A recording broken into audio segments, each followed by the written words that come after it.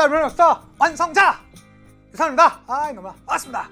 좋습니다 여러분. 이제 벌써 우리는 15강을 향해 달려가고 있고요. 오늘부터 이제 이슬람교의 역사에 대해서 제대로 한번 보려고 합니다. 여러분 지금 수험생활 힘드시죠? 맞습니다. 참 많이 힘드실 텐데요. 근데 전 그건 있는 것 같아요. 보통 이제 대한민국 남성들의 삶 중에서 제일 힘든 시기를 우리가 흔히 군대 때로 뽑잖아요. 맞습니다. 저도 우리나라에서 가장 춥고 눈 많이 온다는 강원도 고성에서, 그것도 최전방에서 GOP에서도 생활했었고, 수많은 정말로 뭐 제 키만한 눈도 치워가면서 참 힘들게 군대 생활을 보냈거든요. 그때 당시엔 정말 힘들었어요. 근데 지나고 보니 참 저에겐 아름다운 추억의 한 장면이고, 제 인생에서 도저히 버릴 수 없는 그 소중한 기억입니다. 여러분의 지금 시간이 그렇지 않을까 저는 싶어요. 지금 매우 외롭고 불안하시고 힘드시죠? 그렇지만 이것을 잘 극복해냈을 때 분명히 여러분 인생에서 가장 찬란하게 빛나는 그 순간이 지금이 될 수 있지 않을까 싶습니다. 그러려면 사실은 결과까지 좋으면 더 좋겠죠? 그래서 여러분들 최선 다해서 지금의 이 힘든 시기를 아마 여러분의 찬란한 역사의 한 장면으로 꼭 만들어가 주시는 여러분들이 되어주셨으면 좋겠습니다. 다시 말씀드리지만 뭐든 마음먹기 다름에 달려 있습니다. 같이 화이팅 한번 해보자고요. 자, 가보도록 하겠습니다. 나 그냥 막 문제 쏟아집니다. 보이십니까? 그쵸? 오늘은 이제 이슬람의 전체 역사에 대해서 한번 가보려고 합니다. 정통 칼리프 시대 우마이야 왕조, 후 우마이야 왕조, 아바스. 특히 여기 나와 있는 우마이야 왕조와 아바스 왕조가 가장 메인 테마입니다. 그리고 나서 셀주크 투르크, 티무르, 사파비. 제가 지난 시간에 아시리아와 함께 작년에 가장 강력하게 밀었던 게 또 사파비 왕조거든요. 왜 그러냐면 2011년, 선생님이 기출문제 11년까지 넣는 게 어디 있어요? 이게 수능이 이 체제가 완전 바뀔 때였었어요. 그래서 요렇게 티무르가 나오겠다라고 2011년도에 했다가 거의 10년 동안 안 나왔어. 교과서 분량은 꽤 있는데도. 그래서 제가 이거 한 2, 3년 전부터 분명히 나올 때 됐다, 나온다 했는데 2022 수능에 나왔다가 23 6월 모평에 연이어 등장한 거예요. 그래서 저는 생각할 때 사파비 왕조가 왜 그러냐면 티무르와 함께 거의 그 교과서 분량이 비슷할 정도로 있거든요. 충분히 나올 만하다라고 말씀드렸는데 작년에 안 나왔어요. 올해 더 유력해졌습니다. 그래서 우리 지난 시간에 배웠던 아시리아와 함께 사파비 왕조 올해 꼭 눈여겨서 잘 봐주시면 좋겠습니다. 가보도록 할게요. 여기 아주 꽉 찼습니다. 물론 만만치 않은 내용들이지만 여러분 저를 믿으십시오. 제가 중간중간에 여러분들에게 포인트와 함께 쉽게 갈 수 있는 것들은 쉽게 갈 수 있도록 제가 해드리도록 할게요. 가보겠습니다. 자, 교역로의 변화로부터 우리 이슬람교는 시작을 합니다. 원래 종래에 교역로가 있었어요. 이렇게 육로를 기반으로 하는 교역로였다가 여기에 있는 사사왕조 페르시아, 우리 지난 시간에 배웠죠? 몇 세기? 3에서 7세기까지 있었던 이 3에서 7세기까지 있었던 사사왕조 페르시아랑 이쪽에 비잔티움이랑 사이가 되게 안 좋았어요. 그렇게 되자 이 종래의 교역로를 우회하는 새로운 교역로가 등장했습니다. 새로운 교역로가 등장했어요. 자, 새로운 교역로가 있다는 건 많은 상인들이 오간다는 것이고요. 그렇게 하다 보면 경제력이 성장하게 돼 있거든요. 거기에서 수혜를 받았던 두 도시가 있어요. 그게 메카와 메디나입니다. 이 메카와 메디나에서 새로운 종교가 등장하게 되었던 것입니다. 가보도록 할게요. 자, 6세기 비잔티움 제국과 기존의 주변 나라들의 마찰로 인해서 육로에서 해로로 새로운 교역로가 등장했고요. 이것은 메카와 메디나 등 당시에만 하더라도 약간 시골 취급을 받았던 그런 데가 이제는 급부상하게 되었던 것이에요. 근데 문제가 있어요, 여러분. 갑작스럽게 경제력이 우수해지게 되면 어떻게 되죠? 사회 모순, 그 중에서도 빈부격차, 경제적 차이에 의한 불평등이 더 심화됩니다. 자, 이러한 배경에서 나왔던 것이 바로 이슬람교예요. 이슬람교예요. 선생님 이거 왜 이렇게 힘들어요? 라고 하시지 마시고요. 하나하나씩 가보도록 할게요. 이슬람교는 몇 가지 시기가 있거든요. 여기 한번 봅시다. 여기 지중해죠. 이쪽이 홍해입니다. 이쪽에 있는 데가 지금의 사우디아라비아가 있고요. 이걸 사우디 반도라고도 합니다. 아라비아 반도라고도 하죠. 이 아라비아 반도의 이 색깔이 바뀌죠. 요게 무함마드라는 사람이 이슬람교를 창시하고요. 그때 이 무함마드 시대에 아라비아 반도가 다 이슬람권으로 들어갑니다.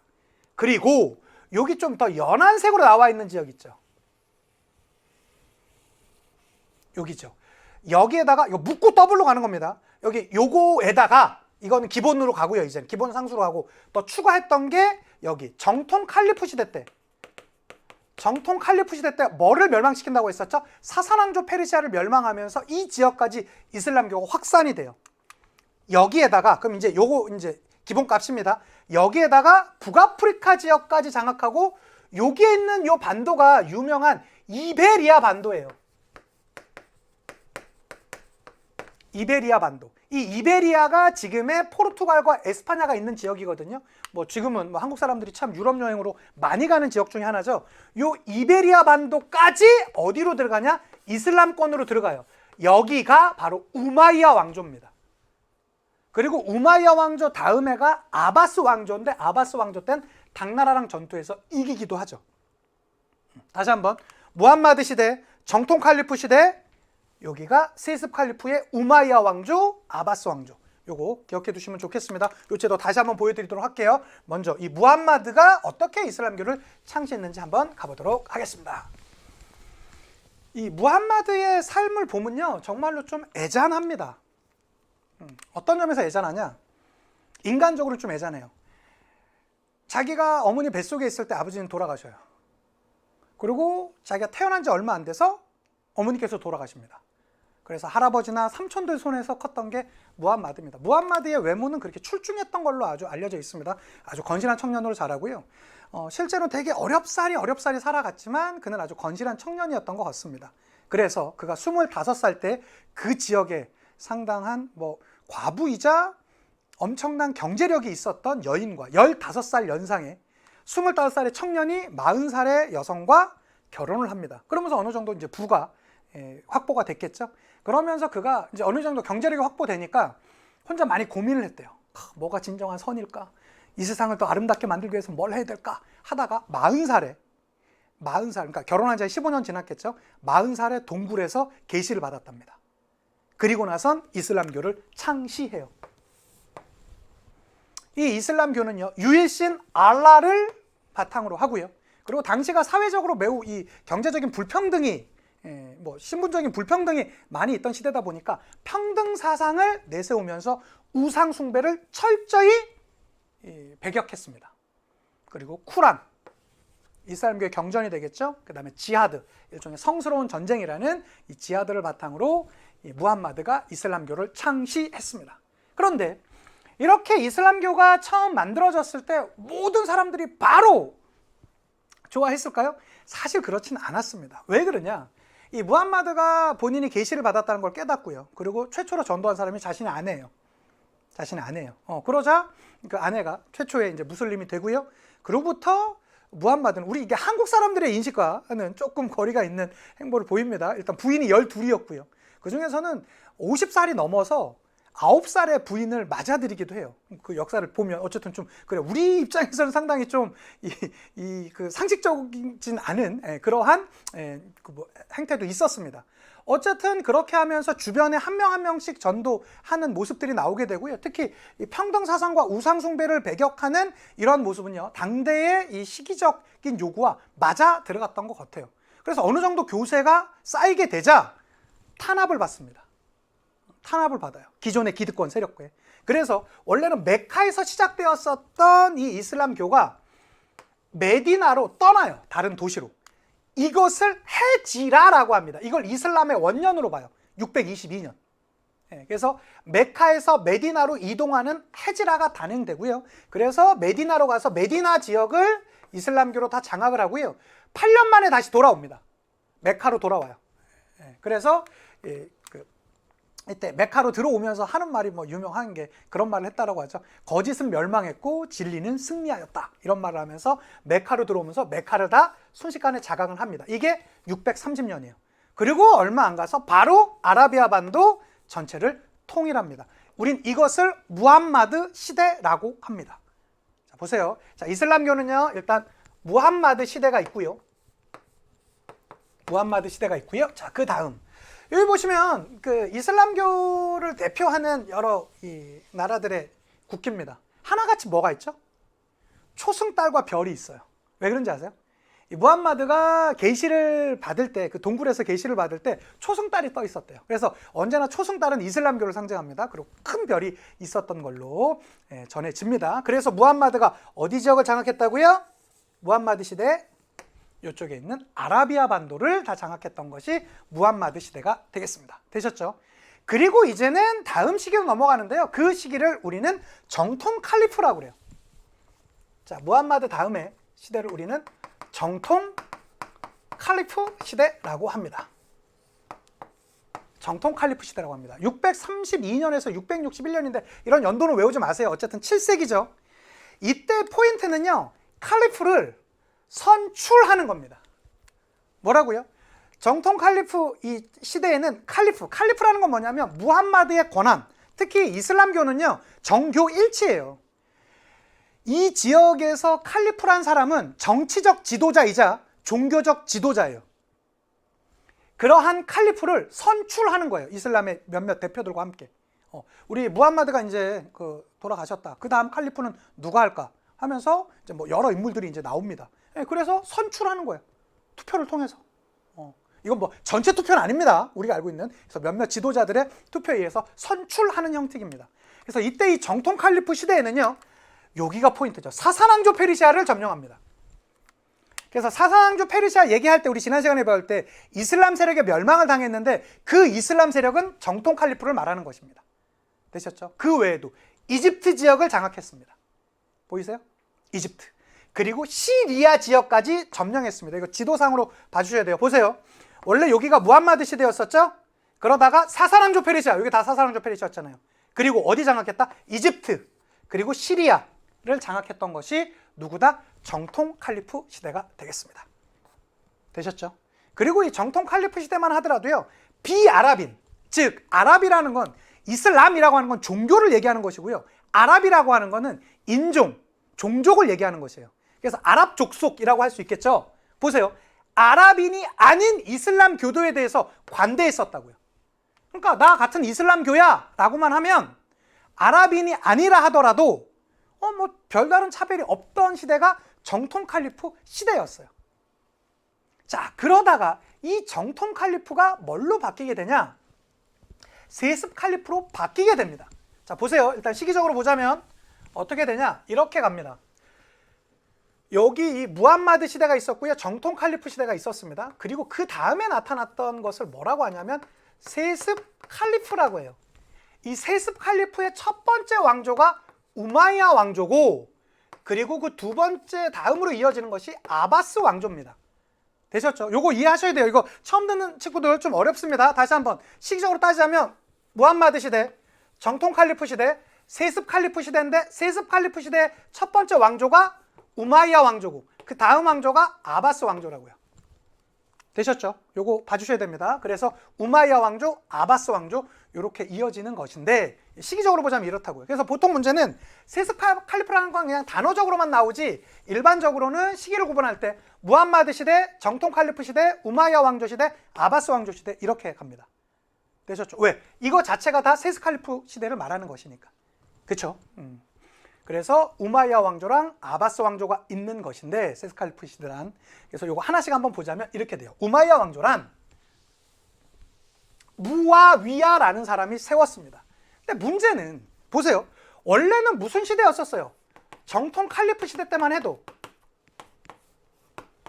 선출하는 양식이었었잖아요. 칼리프를 선출하는 양식이었다가 이게 뭘로 바뀌는 거냐면 세습으로 바뀌는 것이거든요. 몇몇 가문이 세습 칼리프는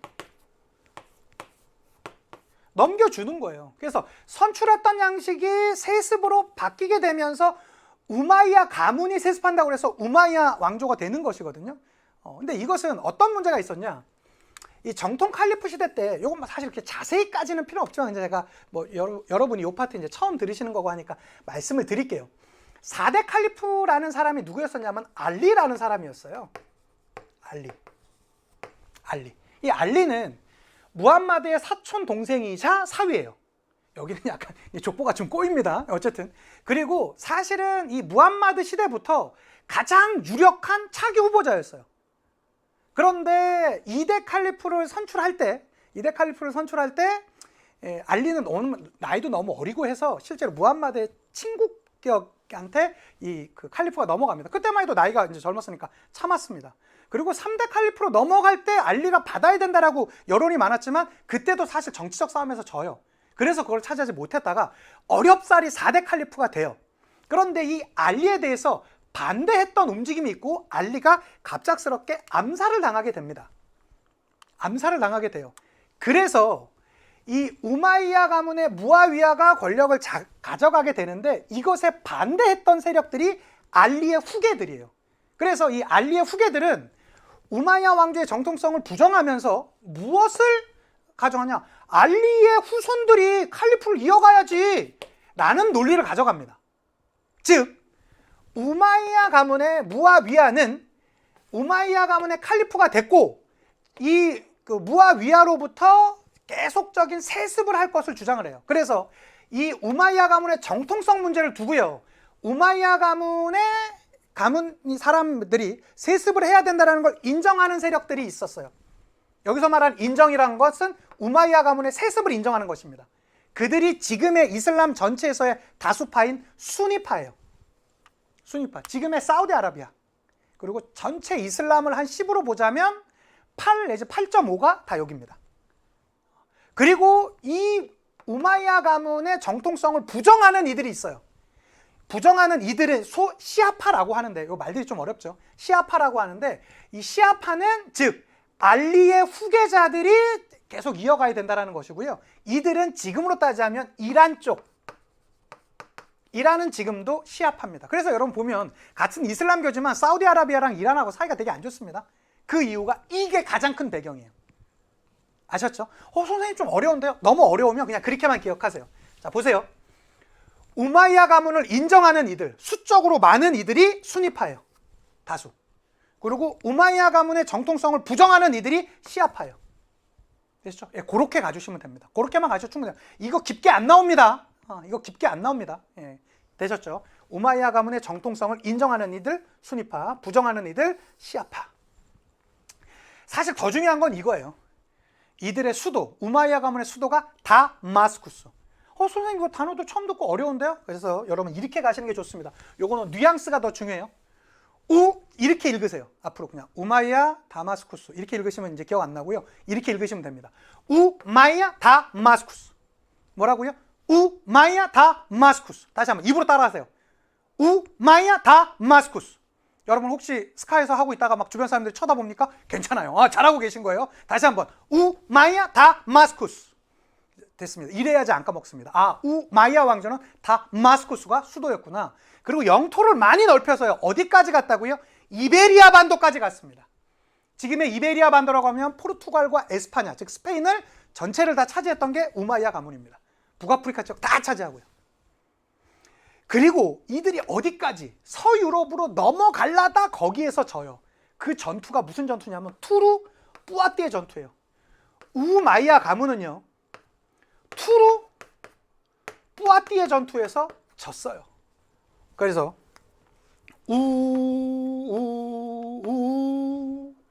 우마이야 가문은 투르 뿌아띠의 전투에서 졌다. 요것도 있고요. 이것도 있어요. 뭡니까? 여러분 소는요. 투 플러스가 맛있습니다. 소는요. 투 뿔이 맛있습니다. 이렇게 가셔도 돼요. 상관없어요. 다 좋아요. 이렇게 가셔도 되고요. 소는요. 투 뿔이 맛있습니다. 요거 예. 우마이야 가문은 투르 뿌아띠의 전투에서 졌다. 이게 중요해요. 졌다. 여기서 이긴 사람이 프랑크 왕국의 카를로스 마르텔이에요. 예, 그래서 그를 뭐 유럽의 수호자 뭐 이렇게도 하게 되죠. 이슬람 입장에서 매우 안타까운 것이고요. 만약에 이때 이슬람이 이겼으면 유럽 전체가 이슬람화 돼 있을지도 모를 일이죠. 근데 이 우마이야 가문에 문제가 있어요. 비아랍인, 즉 이슬람 교도이지만 아랍 족속이 아닌 사람들이 있을 거 아닙니까? 그 사람들에 대해서는 차별해요. 그래서 각지에서 반란이 일어나게 됩니다. 그것이 661년에 시작했지만 750년까지밖에 못 가는 이유가 이게 제일 컸어요. 비아랍인에 대한 차별. 비아랍인에 대한 차별이란 표현은 여러분 다른 말로 따지자면 아랍인들에 대한 우대 정책이라고도 볼 수 있겠죠. 같은 말입니다. 비아랍인을 차별했다. 아랍을 우대했다. 이 말과 같은 말이겠죠. 그래서 그렇게 구분해 두시면 좋겠고요. 소는 투뿔이 맛있습니다. 우마이야 가문은 투로 뿌아띠의 전투에서 졌다. 여기 투로 뿌아띠의 전투에서 졌다. 여기가 이베리아 반도입니다. 북아프리카 다 차지했던 게 그 우마이야 가문이 되겠고요. 자, 그리고 그 다음에 등장했던 게 아바스 왕조입니다. 아바스. 자, 아바스 왕조의 포인트는요. 아바스 왕조는 꽤 오래 가요. 750년에서 1258년까지 가는데 이거 처음부터 여러분 연도 다 외우기 쉽지 않습니다. 근데 시기적인 개념은 알아두셔야 돼요. 8세기에서 13세기까지 꽤 오랜 기간 같습니다. 약 한 500여 년 정도 갔던 왕조가 바로 아바스 왕조가 되겠고요. 이 아바스 왕조의 수도가 중요합니다. 아바스 바그다드. 이렇게 하시면 기억 안 나고요. 이렇게 하시면 돼요. 아바스 바그다드. 다시 한번. 웃기지만 하다 보면 이게 어려우면 중독성이 있습니다. 시험 문제 풀다 보면 여러분 선배들이 수백 명이, 수천 명이 증명한 게 있습니다. 시험장에 내가 있는지 알았대. 글자를 보는데 제 목소리가 들리더래요. 진짜로. 이거 수백 명이 인정해주고 있어요. 뭐라고? 아바스 바그다드. 아바스 바그다드. 아바스 바그다드. 우마이야 다마스쿠스. 아바스 바그다드. 아바스 왕조는 바그다드입니다. 이렇게 두셔야 돼요. 특히 이들은 시아파의 지원을 받았답니다. 근데 여러분 착각하시면 안 돼요. 아바스 왕조도 수니파가 주였어요.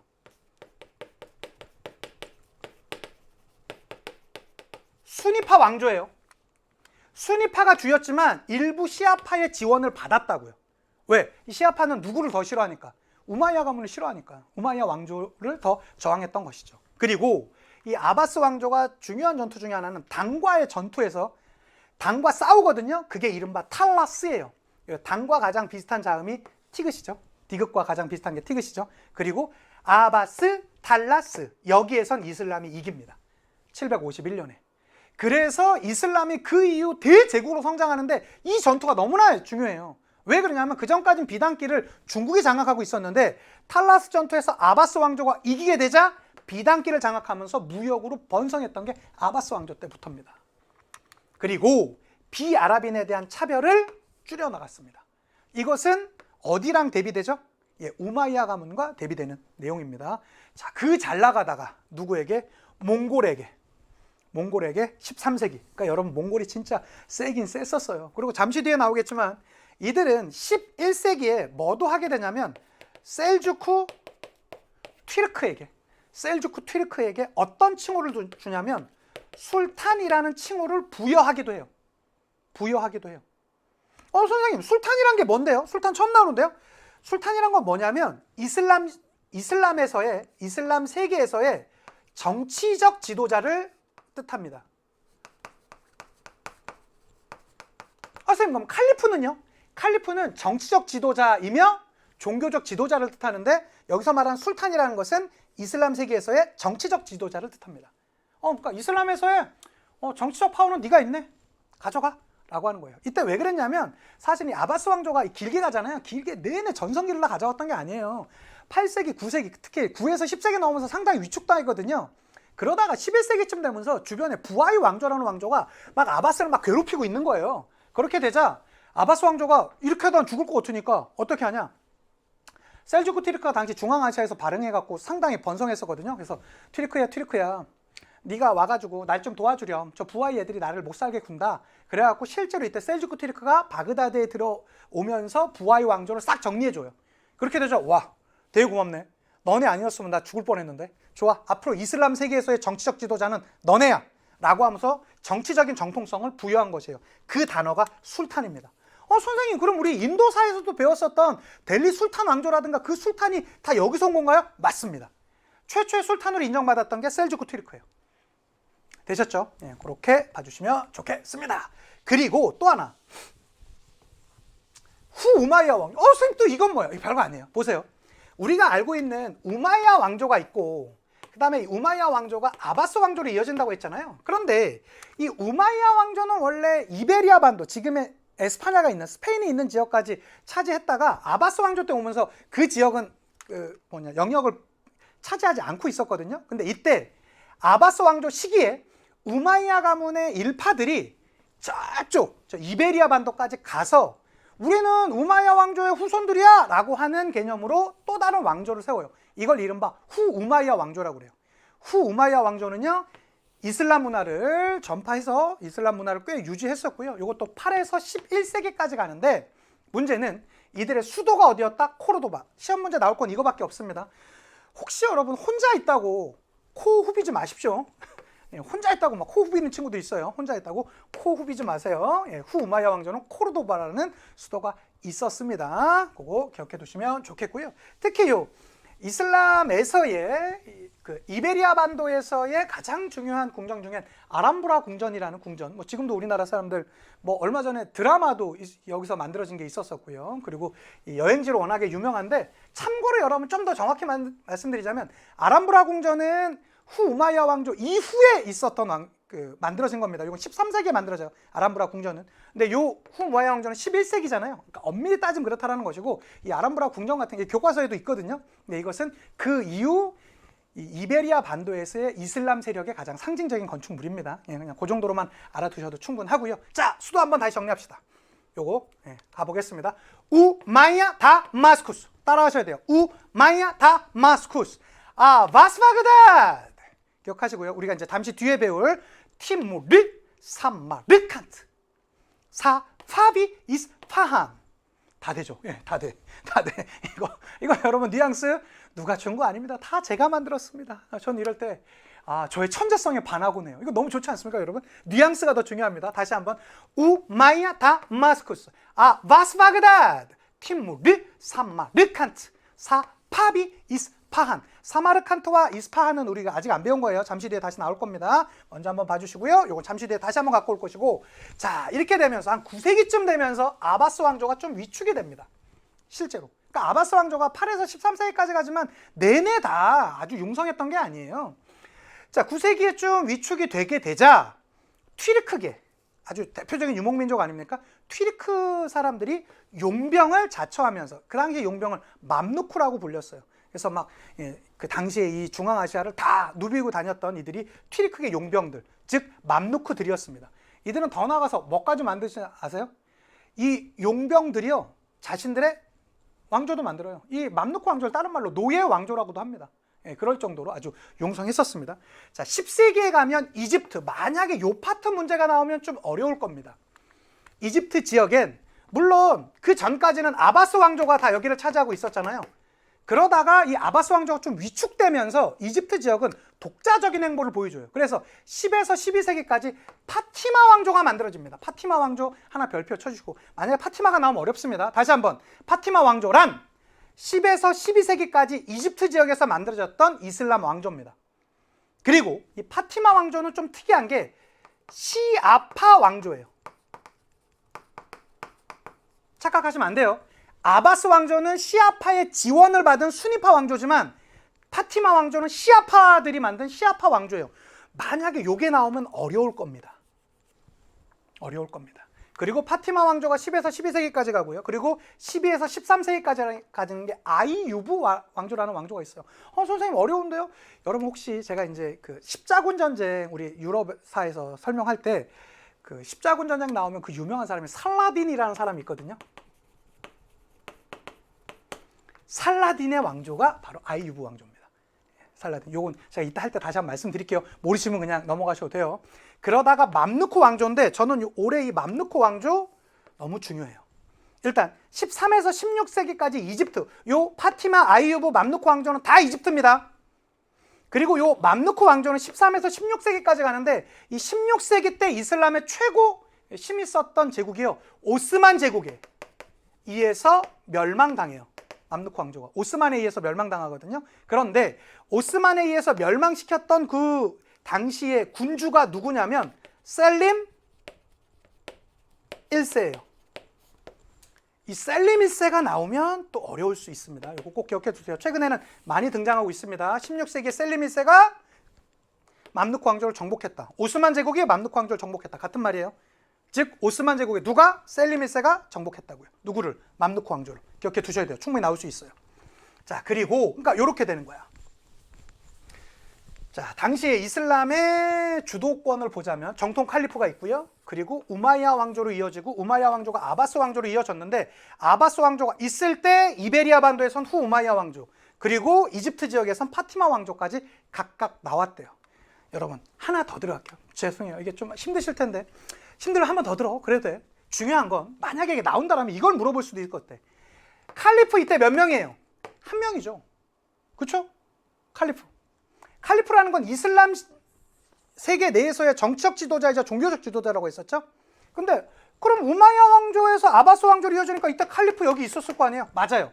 그런데 아바스 왕조가 있을 때 후 우마이야 왕조가 등장했고요. 후 우마이야 왕조에서도요, 독자적인 칼리프가 자신들이 칼리프라고 선언을 해요. 그리고 이집트 지역에서는 야, 우리가 칼리프야 임마 하면서 또 칼리프를 선언해요. 선생님, 그러면 원래 칼리프는 한 명이어야 되는데 이 시대 10세기쯤에 이 시대에는요 칼리프가 총 3명이었다라는 말씀이신가요? 그렇습니다. 요건 좀 깊은 내용이긴 해요. 처음 듣는 학생들 어려울 수 있습니다. 그렇지만 그렇습니다. 칼리프가 원래는 한 명이어야 되는데 요 시기에 한 10세기쯤에 있었을 때는 그만큼 아바스 왕조의 힘이 떨어졌다라는 거예요. 만약에 여기서 칼리프라고 하면 어떻게 해? 힘이 있었으면 당장 군대 끌고 가갖고 처리를 했어야지. 근데 처리하지 못할 정도로 좀 아바스 왕조가 위축돼 있었다라는 말이기도 합니다. 네, 요거까지는 한번 봐주시고요. 자, 그 다음에 셀주크 티르크 한번 볼게요. 자, 셀주크 티르크는 젠드라는 지역에서 발흥했다라고 합니다. 젠드가 어디냐면 지도 위치상으로 한번 볼게요. 이쪽에 있는 중앙아시아 지역이에요. 여기에서 발흥해서 쭉 내려옵니다. 특히 이 튀르크계는 엄청나게 포괄적인 인종적 개념이잖아요. 예, 튀르크의 원래 더 위로 올라가면 돌고어리 튀르크입니다. 예, 그래서 이들이 쭉 내려오면서 이제 튀르크 뭐 거의 전 세계적으로 이제 확산이 됐었으니까 오스만도 튀르크족이잖아요. 그래서 과거에는 오스만 튀르크라고 했죠. 뭐 지금의 교과서명은 오스만 제국이지만 어쨌든 그 셀주크 튀르크가 젠드에서 발행하면서 쓱 성장하면서 내려옵니다. 특히 이들은요 이슬람교로 개종을 했고 투구릴 베그, 요 사람 이름도 좀 기억해 두시면 좋아요. 문제 풀 때 자주 나올 겁니다. 당시에 그 셀주크 튀르크의 최고 지도자였었는데요. 그가 어디까지 점령하냐면 바그다드를 점령해요. 근데 이 점령이라는 것은 아바스 왕조를 무너뜨리기 위해서 한 점령이 아니라 아바스 왕조를 도와주기 위한 점령이라고 했었죠. 맞습니다. 부하이 왕조라는 왕조가 막 아바스 왕조를 좀 괴롭히니까 그 아바스 왕조를 도와주기 위해서, 왜? 나 이슬람교로 개종했는데 그 당시 이슬람교회 짱이 누구예요? 아바스 왕조잖아요. 아바스 왕조 그럼 내가 도와줘야지. 그리고 들어간 거야. 그리고 이슬람교 바그다드를 점령했습니다. 이때 다시 말합니다. 아바스 왕조 멸망 아니에요. 아바스 왕조는 13세기에 멸망해요. 요건 지금 11세기입니다. 자, 그렇게 되자 아바스 왕조를 도와준 거 아닙니까? 그렇게 되자 아바스 왕조가 선물을 하나 줘요. 와, 야, 나 힘들었는데 고맙다. 앞으로 이슬람교의 정치적인 짱은 너야. 라고 하는 술탄을 인정해 줍니다. 이슬람 세계 내에서의 정치적인 지도자를 뜻하는 것입니다. 자, 근데 여기서 멈추지 않고요. 이들은 막 그냥 거침이 없어. 어디까지 가냐? 예루살렘까지 점령합니다. 그 전까지만 하더라도요. 예루살렘은 이슬람교의 성지이자 크리스토교의 성지이다 보니까 비잔티움 제국과 당시 이슬람 세력과 약간의 공존하는 느낌이 있었거든요. 그런데 셀주크 튀르크는 그런 거 없어. 그냥 밀고 들어가서 예루살렘을 점령하게 돼요. 그렇게 되자 비잔티움 제국과의 종교적인 마찰이 야기됐고요. 이것이 그 이후에 십자군 전쟁의 최대 원인이 됩니다. 그렇지만 그 잘 나갔던 셀주크 튀르크도 누구한테 무너집니까? 13세기 몽골한테 무너져요. 그러니까 진짜 몽골이 진짜 세긴 셌어요. 이게 바로 누구였다? 셀주크 튀르크였습니다. 자, 셀주크 튀르크의 영역 한번 보세요. 어느 정도 됩니까? 영향력. 그래서 젠드에서 시작해서 쭉 내려오면서 대부분 아바스 왕조의 대부분 지역까지 사실은 거의 차지하다시피 했던 것이 누구다? 셀주크 튀르크가 되겠고요. 자, 그 다음 나라 티무르입니다. 티무르 왕조라고는 하지만 사실 우리한테는 제국이라는 말이 더 어울려요. 이 광대한 영토를 가졌으니까. 사마르칸트가 티무르 왕조의 수도였었고요. 자, 티무르 한번 보도록 하겠습니다. 티무르 보시면 일단 티무르가 건국해서 티무르 왕조입니다. 14에서 15세기, 몇몇 책에는 이게 조금 더 가서 16세기 초까지 있었다는 책도 있지만 일반적으로는 14에서 15세기 정도로 보아주셔도 문제 푸는 데는 어려움 없습니다.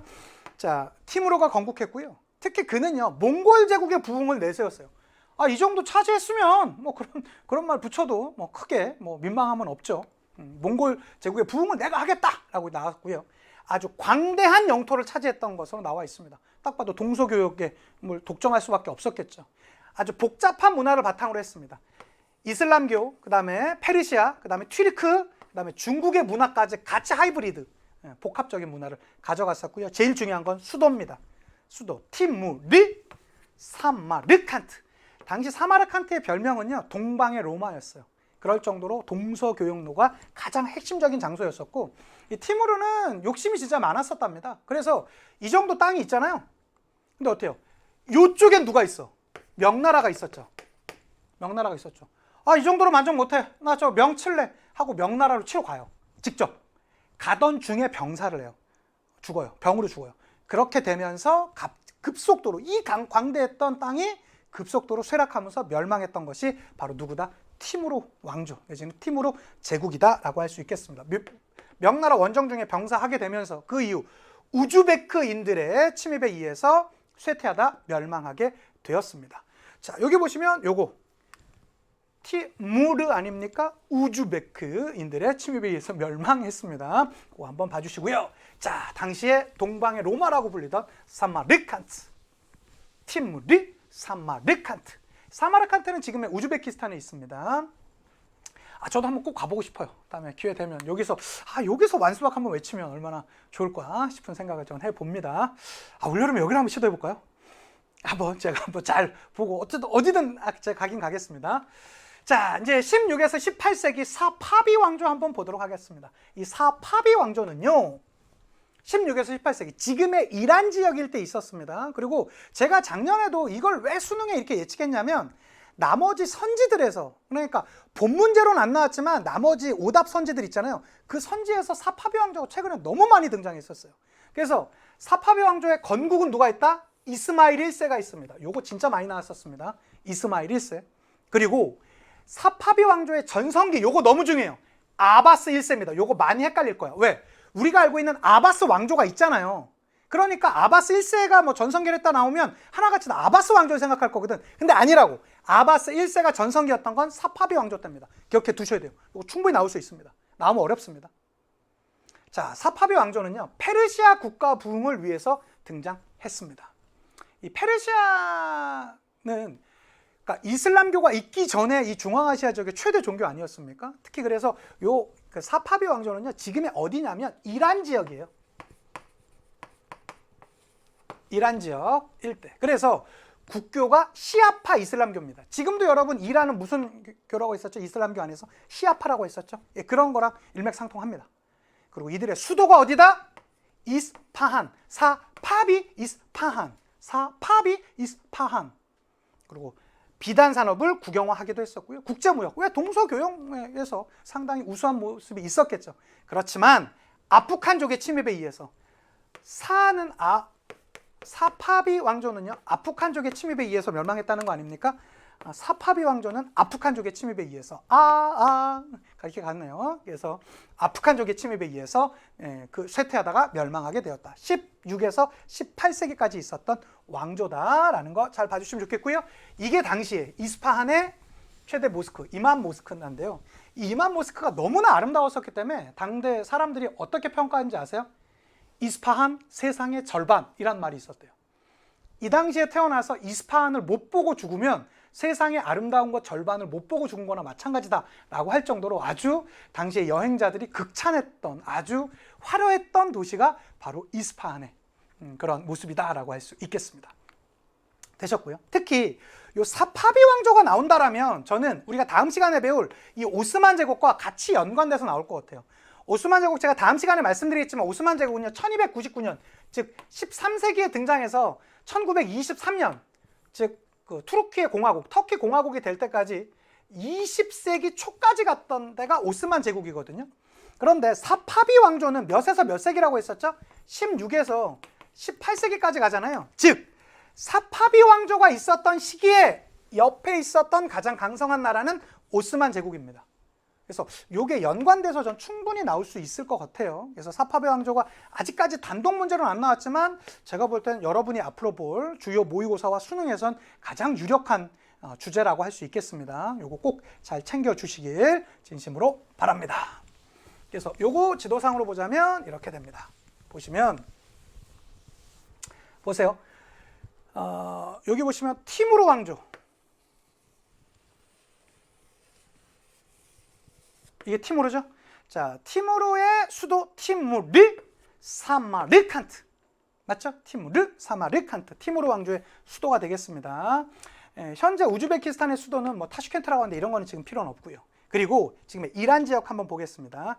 자, 이란 지역에서는요, 지금의 사파비 이스파한, 사파비 왕조의 수도, 과거 사파비 왕조의 수도는 이스파한이고요. 현재 이란의 수도는 테헤란이 되겠습니다.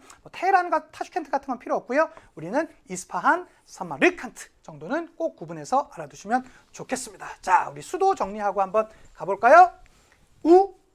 마이야 다마스쿠스, 바스바그다드, 티무르, 사마르칸트, 사파비 이스파한 되셨죠? 자, 나온 김에 우리 수도 한 방에 좀 더 정리해 봅시다. 우리 지난 시간에 배웠던 아시리아 수도 어디라고요? 니네베 기억해 두셔야 됩니다. 그리고 아케메네스 왕조 페르시아의 수도는 어디라고요? 수사였다가 페르세 폴리스 건설했죠. 맞습니까? 그렇죠. 그 다음에 나오는 게 파르티아 수도 어디라고요? 크테 시폰. 그 다음에 사산 왕조 페르시아 맞습니까? 사산 왕조 페르시아의 수도는 어디라고요? 크테 시폰. 네, 요거만 알아두시면 아마 여기 서아시아 파트 문제 나올 때 수도는 더 이상 모르셔도 됩니다. 도시나 수도 요거면 충분합니다. 되셨죠? 자, 이렇게 한번 정리해 주시면 좋겠고요. 문제 풀면서 마무리 보도록 할게요. 자, 오늘 정말로 많은 내용 배웠습니다. 특히 여러분 이슬람사 처음 접근하는 친구들 어려울 수 있습니다. 여기서 어렵다라는 건 내용이 어렵다기보단 생소해서 그래요. 그게 조금만 익숙해지잖아요. 쉬워져요. 이 파트 진짜 제일 쉬워요. 저랑 함께 같이 한번 해봅시다. 문제 어떤 형태로 나왔었는지 한번 보도록 할게요. 자, 2021년 대수능 문제입니다. 가 왕조에 대한 설명을 옳은 걸 찾으랍니다. 가의 야지드 1세가 아버지의 뒤를 이어 칼리프에 즉위했다. 아버지의 뒤를 이어 즉위했다라는 건 이거 다른 말로 뭐 했다라는 거예요? 세습했다라는 말이잖아요. 그렇죠? 합의를 통해 칼리프를 선출해온 관행에 어긋난다는 비판이 일어났고요. 이러한 상황에서 알리의 차남 후세인은 충선 서약을 거부하고 메카에 머물렀으며 쿠파에 있는 알리의 추종자들은 서한을 보내 그에 대한 지지를 표명했어요. 알리는 왜? 알리가 이때 암살당해서 죽었거든요. 그러니까 알리의 차남은 이게 말이 돼? 왜 이렇게 가? 라고 하면서 그것에 비판하면서 이러한 모습을 보여줬던 것이죠. 즉, 그래서 요 가라는 건 세습 칼리프의 시작을 알리는 어떤 왕조입니까? 우마이야 왕조다라고 할 수 있겠죠. 되셨죠? 자, 우마이야 왕조 찾았으면 나머지는 쉽게 갑니다. 가볼까요? 이스파한을 수도로 삼았다. 이스파한 사파비 이스파한 되셨죠? 예. 데브시림의 제도는 우리 다음 시간에 배울 겁니다. 오스만 제국에 있었던 것이 되겠고요. 사산왕조 페르시아를 멸망시켰던 건 정통 칼리프 시대의 이슬람교. 당과 탈라스 전투에서 승리했던 것은 아바스 왕조가 되겠고요. 이베리아 반도까지 영토를 확장했던 것이 우마이야 왕조 아닙니까? 맞죠? 정답 5번. 이렇게 갈 수 있어요, 여러분. 크게 어렵지 않습니다. 같이 한번 가시면 좋겠고요. 자, 2번 문제 한번 가볼까요? 21년 6월 모평 문제입니다. 가 왕조에 대한 설명으로 옳은 걸 찾으랍니다. 투그릴 베글인 단단악한 전투에서 가즈니 왕조의 군대를 격퇴하여 호라산 일대를 장악한 한편, 여러분, 그러니까 절 믿으세요. 완쌤 강의만 들으면 뭐 다 알 수 있다고 했는데 난 단단악한 전투도 모르고 뭐 가즈니 왕조는 인도사에서 살짝 나왔지만 모르는 거 없고 호라산 일대 이런 거 모르는데 필요 없다고. 세계사 여기 나오는 문제를 어떻게 다 알라고 그래. 우리는 문장 하나 내지는 단어 하나로 얼마든지 이 왕조를 찾아갈 수 있어요. 좀 더 보자고요. 또한 그는 가의 알카이미 1세의 요청에 따라 핵심 단어 나왔잖아. 바그다드에 입성하여 부하의 왕조를 축출하고 칼리프를 보호하였다. 이후 투그릴베그는 알카임 1세에게 술탄이란 칭호를 받았대요. 그럼 술탄이란 칭호를 준, 바그다드에 입성해서 술탄이란 칭호를 준 간은 누구예요? 아바스 왕조라고요. 되셨죠? 그러면 아바스 왕조 찾았으면 사마르칸트를 수도로 삼았다. 사마르칸트는 티무르, 데브시리메 제도를 시행하였다. 이거 선지들이 진짜 다 비슷합니다. 오스만 제국. 몽골군의 침입으로 멸망했던 게 아바스 맞지 않아요? 맞잖아요. 정답 3번. 이스마일 1세기에 수립되었던 건 사파비, 이베리아 반도까지 영토로 확장하였다. 근데 여러분 보세요. 여기 선지들 보면 이거랑 너무 비슷하지 않아? 그쵸? 예, 그럴 정도로 이렇게 봐주시면 좋겠습니다. 거의 비슷하죠, 선지들이. 그래서 정답은 여기서는 3번이었던 거 봐주시면 좋겠고요. 자, 3번 문제 보도록 하겠습니다. 20년 9월 모평 문제가 되겠습니다. 가나 도시에 대한 설명으로 옳은 것을 찾으랍니다. 정통 칼리프 시대를 끝내고 등장한 새 왕조는 가를 도읍으로 정했대요. 어떤 왕조일까요? 정통 칼리프 시대를 끝내고 등장한 새 왕조라니까 우마이야 왕조고, 우마이야 왕조의 수도는 어디요? 우마이야 다마스쿠스일 것 같은데, 다마스쿠스 보겠습니다.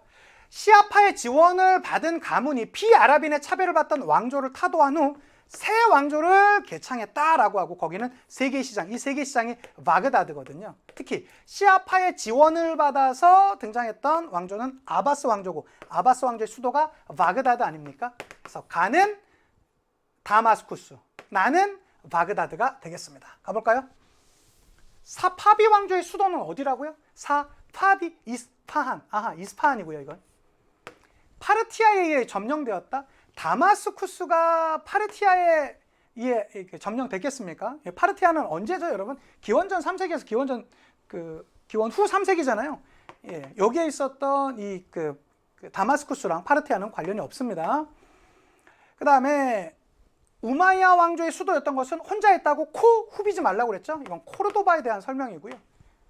4번. 셀주크 티르크에 의해 점령되었던 것이 바그다드 맞습니까? 맞잖아요. 1055년에. 예. 그래서 이 정답은 4번이 되겠고요. 5번. 가나는 십자군에 의해 정복되었다라고 하는데 바그다드까지는 십자군 전혀 가지는 못했었습니다. 그러니까 요거과는 관련이 없고요. 자, 마지막 4번 문제 풀고 마치도록 하겠습니다. 23년 6월 모평 문제입니다. 밑줄 친 이 왕조에 대한 설명으로 옳은 걸 찾으래요.